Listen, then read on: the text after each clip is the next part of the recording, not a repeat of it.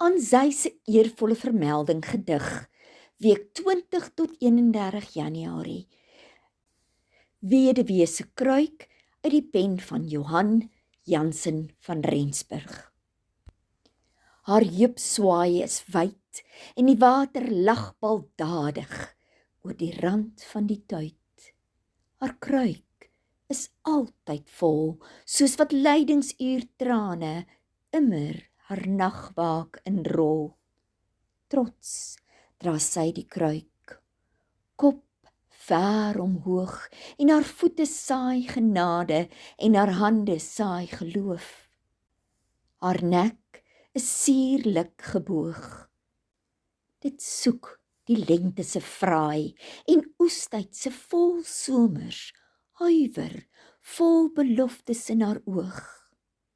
Maar vir nou is haar heupswaai wyd en lag die waters baldadig vanuit die weduwee se kruik. Saai haar voete genade en saai haar hande geloof en bly haar kruik tog vol, maar binne immer hol. Voorgeles en saamgestel deur Christa Diedriks.